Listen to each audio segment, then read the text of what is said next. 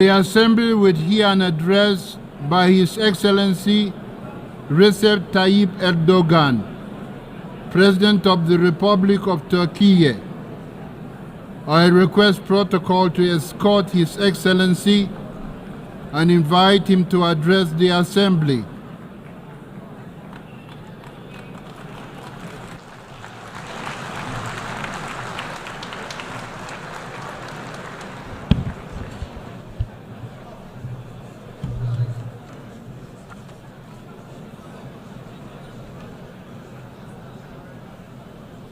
Sayın Başkan, Mr. President, dear heads of states and governments, Mr. Secretary General, distinguished delegates, on behalf of myself, my country, and my nation, I greet you with my most heartfelt feelings and respect.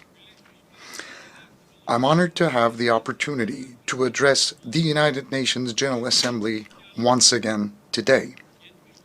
Well, I hope that the 79th General Assembly will be a blessing for our countries and for the entire humanity.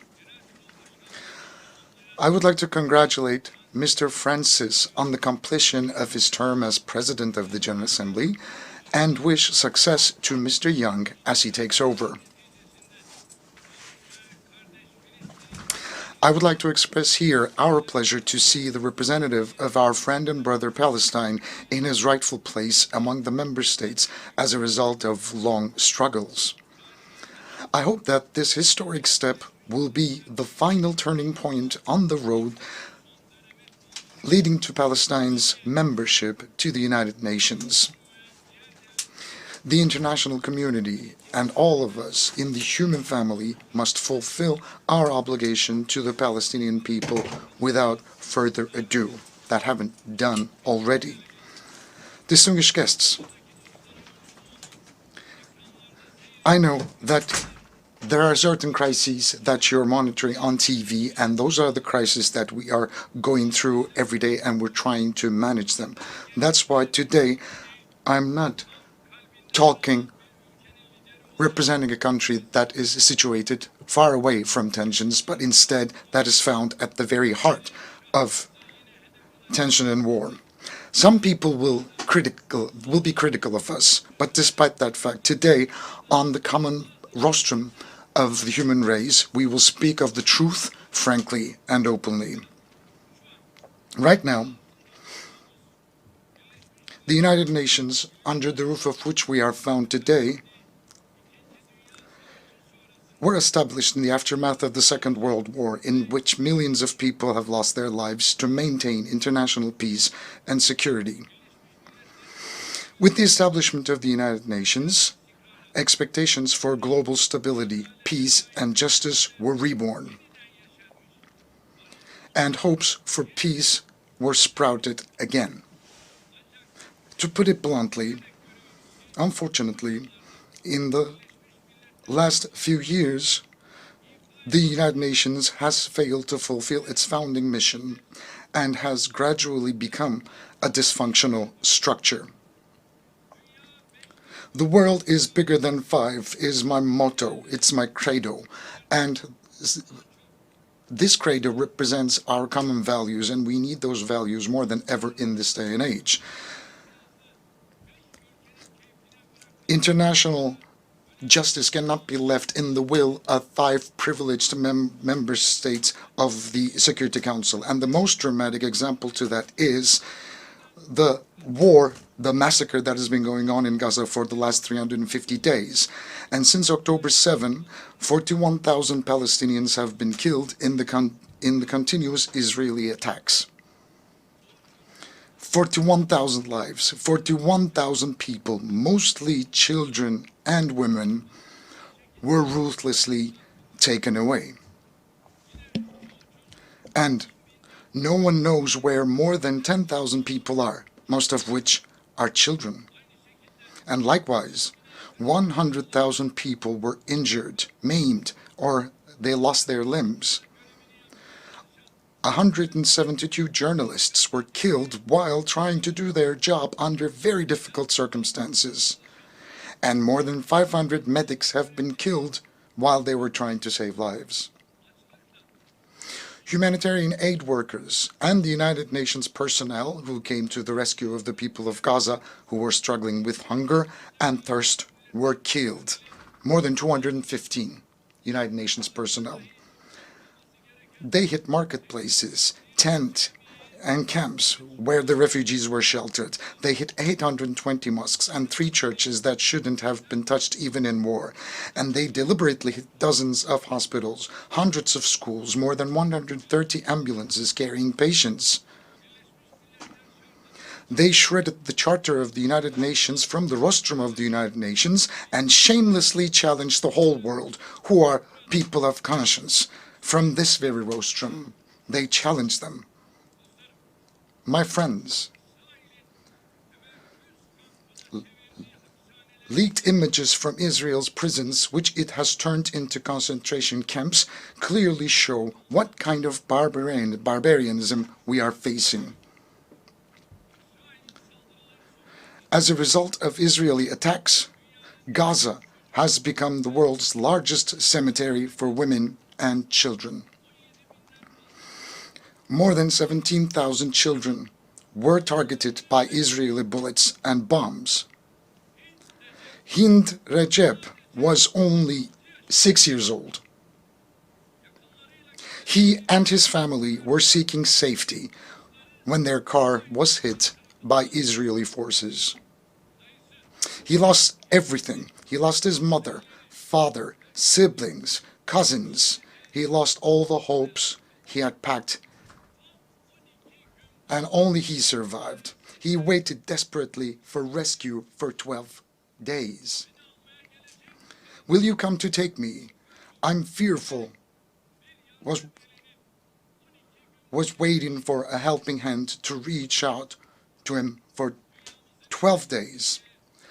Despite the level of our world has reached, despite the technology at our disposal, despite our organizations with huge budgets employing tens of thousands of personnel, as a human family of 8 billion inhabitants, we haven't yet managed to rescue a 6-year-old girl, which is actually like an injured sparrow trapped under the rubble that was shaking before our eyes. Hundreds of Gazan children died and are still dying because they cannot find a morsel of a dry bread, a sip of water, and a bowl of soup. In Gaza, not only children are dying, but also the United Nations system. The values that the West claims to defend are dying. The truth is dying. The hopes of humanity to live in a more just world are dying one by one. I am asking you bluntly here, openly, frankly. I call out to you, oh, human rights organizations. Are those in Gaza and the West Bank not human beings? Do children in Palestine have no rights? Can't they play out on the streets in their homelands safely? And calling out to the international press organizations, aren't the journalists murdered by Israel on live TV your colleagues, whose offices were actually raided as well?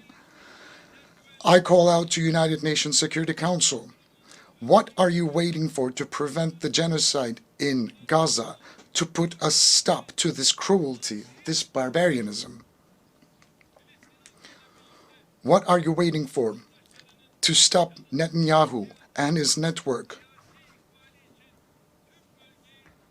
who is endangering the lives of the Palestinian people, which is a part of a mass murder network? And what are you still waiting for to stop them, putting to danger their own people and the entire region for political gain? I would like to call out to the countries supporting Israel in an unconditional manner. How long are you going to be able to carry the shame of witnessing this massacre?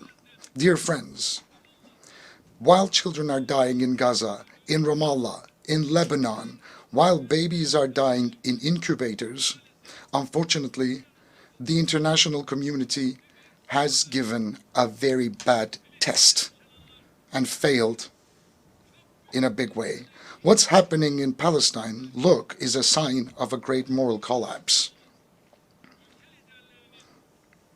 I believe that the peoples of the world, the leaders of countries and international organizations should reflect on this painful picture, upon this painful landscape.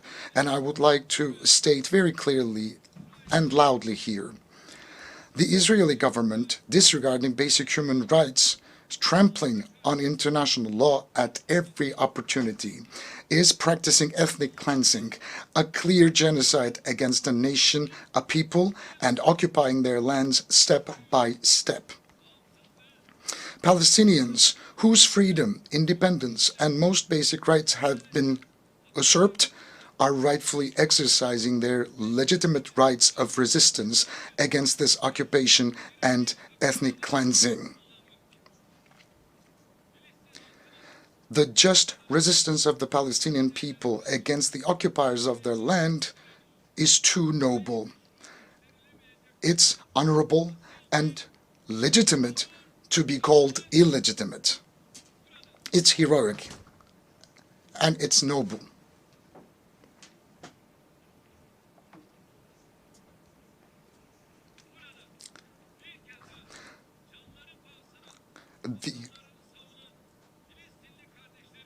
The only reason for Israel's aggression against the Palestinian people is the unconditional support of group of countries. And I would like to wave at my brothers and sisters at the legitimate resistance in Palestine. As I've said before, the support of a group of countries for Israel is the reason why this aggression is still going on. Countries that have a say over Israel are openly complicit in this massacre, with a policy of run for the hare and catch the hound. Those who are supposedly working for a ceasefire in front of the stage continue to send arms and ammunition to Israel so that it can continue its massacres in the background. This inconsistency and this is insincerity. Look, there's a paper that has been going around back and forth since May. Hamas has repeatedly declared its acceptance of the ceasefire offer. But the Israeli government has made it very clear that this is the party that doesn't want peace by constantly dragging its feet, making a settlement of the dispute much more difficult, almost impossible, constantly finding an excuse and sneakily killing its negotiating partner at a time when it was closest to a ceasefire. Israel's stalling and deception should not be given any more credit. In the absence of the implementation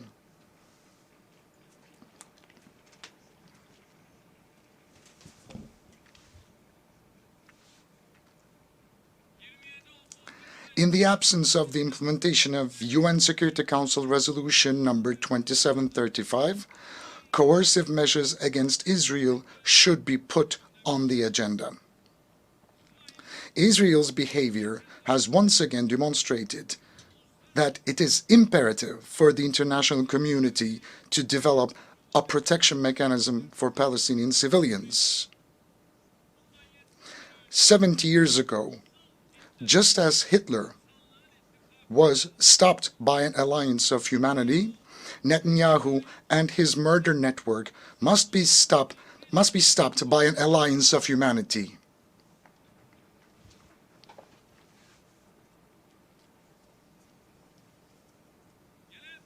We believe that the General Assembly's authority to recommend the use of force, as in the 1950 Resolution on Unity for Peace, should be considered in this process during this time. An immediate and a permanent ceasefire must be established. Hostages and prisoners must be exchanged. And humanitarian aid must be delivered to Gaza unhindered and uninterrupted. It's very, very important that we extend a helping hand to the people of Gaza, especially before the winter season, when conditions on the ground will become even more challenging. Look, right now, 70% of the water supplies and 75% of the bakeries in Gaza have been destroyed. 95% of health centers were partially or completely damaged. 150,000 houses were completely destroyed, 200,000 houses were partially destroyed, and 80,000 houses become uninhabitable. Infectious diseases such as polio and hepatitis are on the rise. The people of Gaza receive only a quarter of the aid they urgently need. That's what they have access to. And as Turkey, we have been providing humanitarian aid to our brothers and sisters in Palestine, and we will keep on doing that. With more than 60,000 tons of aid, Turkey is the country sending the largest amount of aid to Gaza. Likewise, by halting commercial transactions with Israel, we have demonstrated our stance on this issue. Now, during the last couple of weeks, attacks by Israeli have been increased in Lebanon, and we are by the side of Lebanese people and the Lebanese government.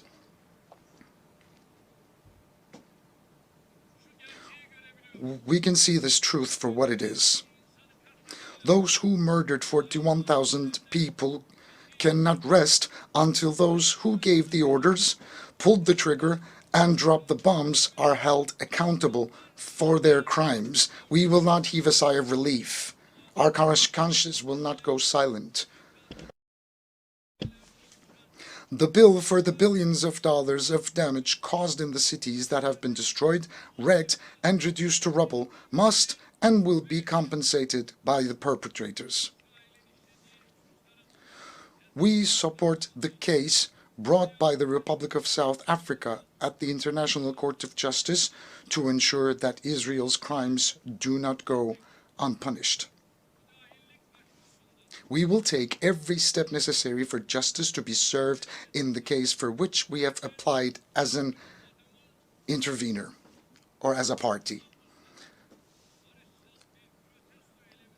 We will fight for the blood of Ayşenur Ezgi Eygi, who was shot in the head and murdered by Israeli soldiers during a peaceful protest in Nablus.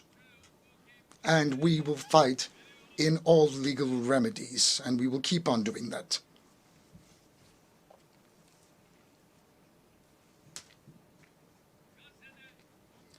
While a ceasefire in Gaza is urgently needed, the underlying problem in the Israeli-Palestinian conflict is the Israeli occupation of Palestinian territories. Based on the 1967 borders, an independent, sovereign, and geographically integrated Palestinian state with East Jerusalem as its capital must come into being. This cannot be delayed any longer. I would like it to be known that we are closely following Israel's increasing attacks on our first Qibla, Al-Aqsa Mosque and Haram al-Sharif. I would like to state once again on this podium as Tayyip Erdoğan, once again, that I'm not using a language of politics.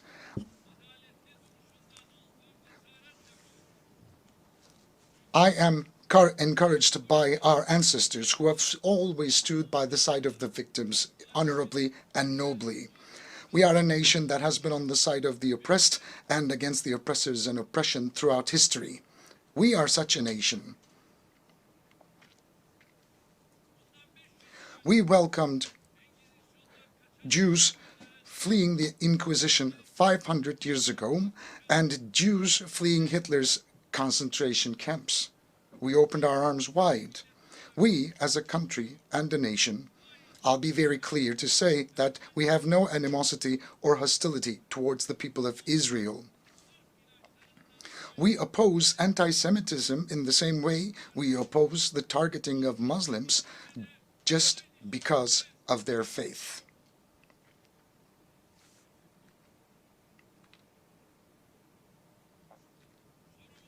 Our problem is with the massacre policies of the Israeli government.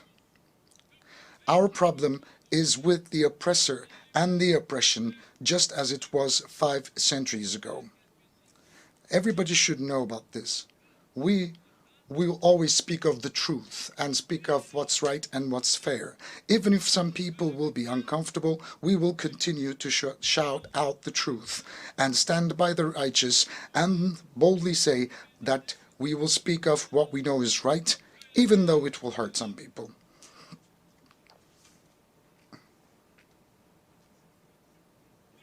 From here, I would like to thank all the courageous people who show solidarity with the Palestinian people without discrimination of faith, country, language, or religion, and who take to the streets almost every week to raise their voices against the massacres in Gaza. I would like to especially thank the university students and the youth. Distinguished delegates, unfortunately, in the 14th year of the conflict, Syria is still far from stability. The economic and humanitarian situation in the country, in the grip of terrorism and separatist organizations, remains dire. On the basis of UN Security Council Resolution 2254, we hope to advance the political process and achieve national reconciliation. We are determined to sincerely pursue our position in favor of a realistic dialogue. We are very sincere in that regard. Our neighbor Iraq, while continuing its fight against terrorism, is taking decisive steps towards development, reconstruction, and reintegration with its region. And the international community must support Iraq's efforts. In this context, it is important to implement initiatives such as the Development Road Project, which will benefit the entire region on a win-win basis. The success of all these efforts depend on the complete elimination of the terrorist threat in Iraq, in particular the PKK. We are strengthening our common action plan with another neighbor of ours, Iran, in the region in order to establish stability and peace. It's going to contribute tremendously to our efforts. The war in Ukraine has been going on for 3 years, and we are still away from establishing a permanent peace and stability. As the arms race accelerates, the space for diplomacy is shrinking. It's very important that diplomacy and dialogue will ensure territorial integrity and sovereignty of Ukraine, and our support for those endeavors of Turkey will continue even strongly. And again, during this process, we are determined to implement the Montreux Convention on the Straits. We will rigorously implement the Montreux Convention. We support the peace process between Azerbaijan and Armenia and hope that this process will be concluded as soon as possible with good news. We support continued high-level contacts between the two countries. And we are focusing on dialogue. Turkey and Armenia, we are also taking positive steps on that track too. Progress in the Azerbaijan-Armenia peace process will have a positive impact on the Turkey-Armenia normalization process. Dear friends, we play a constructive role for the prosperity and peace at the Balkans, of which we are an integral part, and we act in close cooperation with all actors in the region.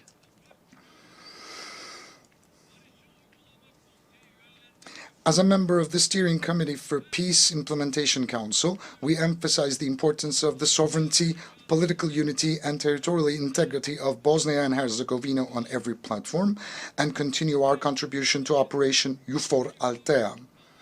We are successfully continuing the Key 4 command we assumed last year and supporting the Belgrade-Pristina dialogue process. We want to see the Aegean Sea and the Eastern Mediterranean as a zone of stability and prosperity where the legitimate interests of all the parties are concerned can be respected. It is in the common interest of the entire region to enhance cooperation, particularly on the delimitation of maritime jurisdictions in accordance with international law, freedom and safety of navigation, and maritime trade. International maritime law encourages cooperation between littoral states in closed or semi-closed seas, such as the Aegean Sea. Turkey is ready for constructive cooperation on all issues, especially in energy and environment. We have the longest coastline in the Eastern Mediterranean, and Turkey's key role is undeniable. Turkey has legitimate rights and authorities in the western part of the island of Cyprus, while the Turkish Cypriots have legitimate rights in the areas around the world. It has been 50 years since the Cyprus peace operation and 61 years since the Cyprus issue emerged as a result of the Greek Cypriot usurpation of the partnership state.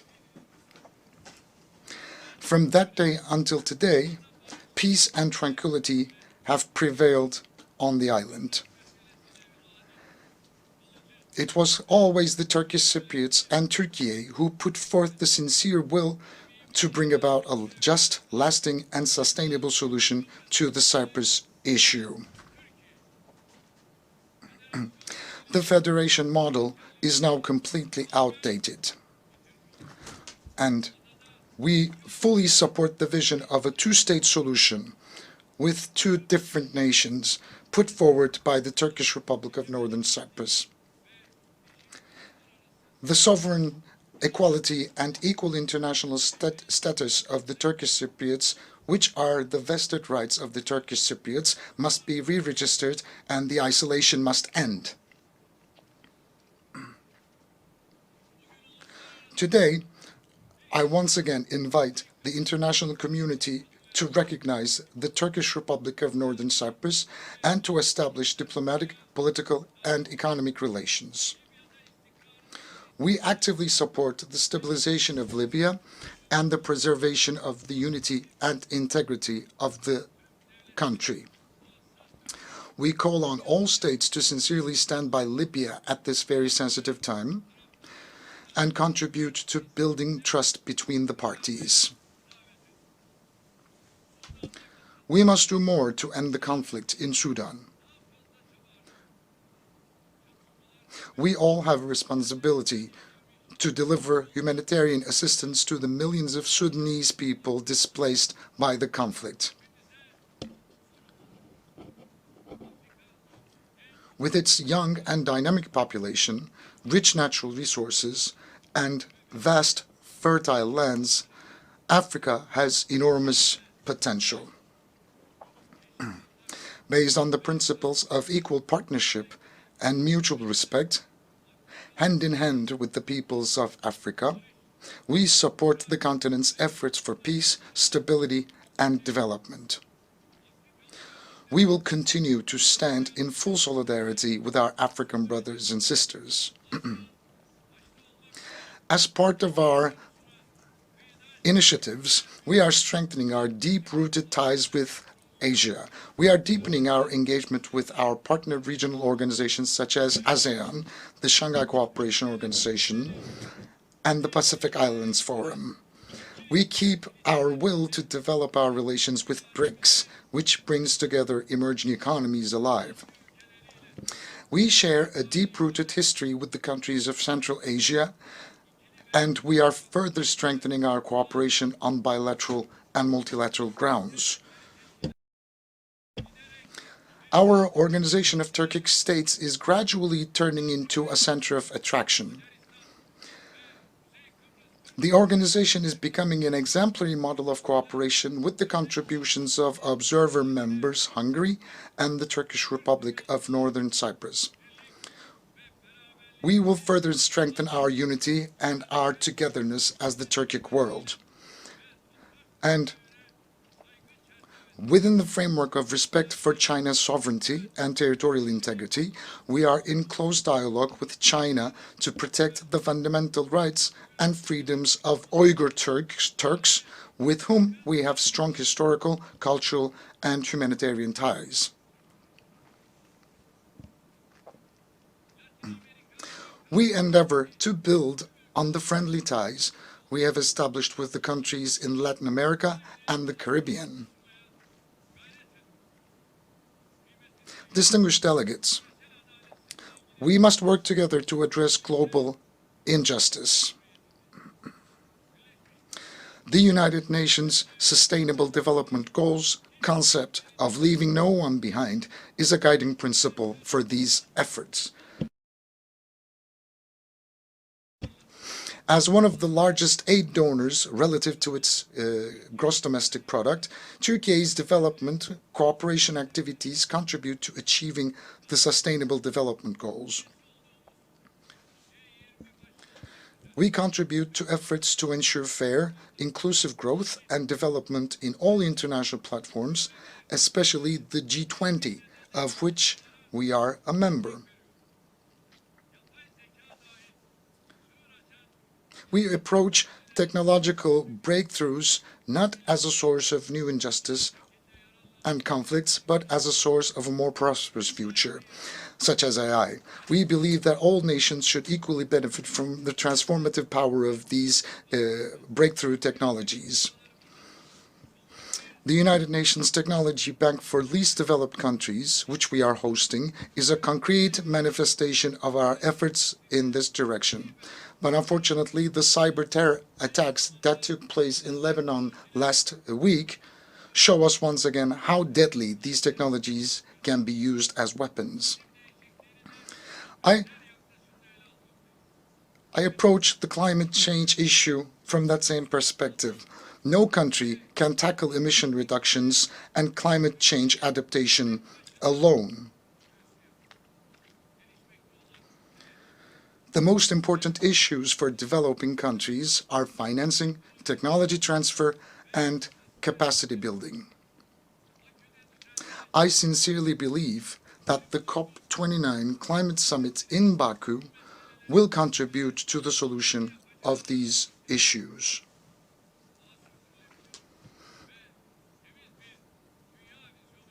At the summit, we expect to launch important additional initiatives and unveil our long-term low-emission development strategy and the zero waste initiative that became a reality under the auspices of my spouse, Madam Emine Erdoğan.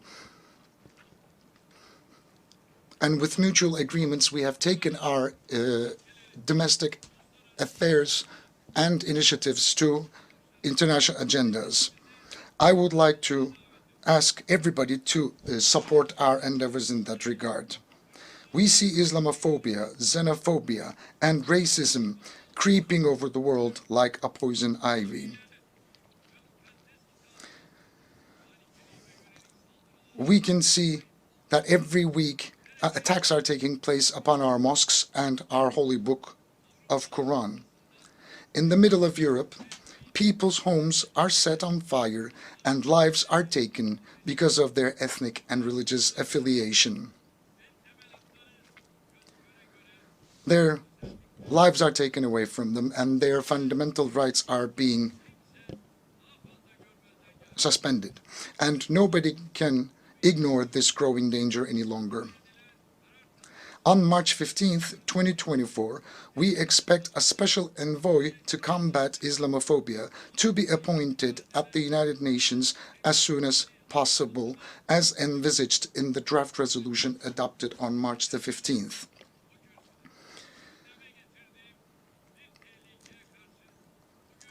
Today, I would like to draw your attention once again to the danger that I raised last year on this podium. Attacks on the institution of family, the pillar of society, are increasing. The disgrace staged at the opening of the 2024 Olympic Games has revealed the extent of the threat we face as humanity.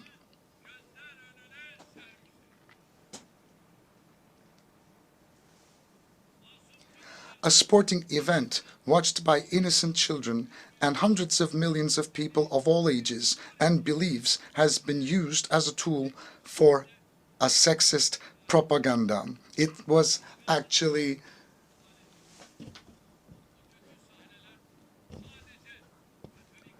a parade of bad scenes. Those disturbing scenes of evil have wounded not only the Catholic world, the Christian world, but everyone who respects the sacred values. The issue of desexualization is no longer an orientation, but a global imposition. It literally became a war against the sacred and human nature. We are facing a multidimensional, comprehensive, and ruthless project of destruction who are speaking out and who are reacting to this evil. Anyone who raises a voice for this annihilation project is silenced and targeted by lynch campaigns. And Turkey is determined to break this siege and resist the climate of fear. To this end, we became a member of the United Nations Friends of the Family Group. Inshallah, God willing, together with other member countries, we will not hesitate to defend the family, the human being, and the human nature. I invite all the countries that share our sentiments to shoulder this struggle. With these thoughts in mind, I wish that the 79th General Assembly will be auspicious for all humanity. I greet you all once again with love and respect. May peace be with you and may you remain in health.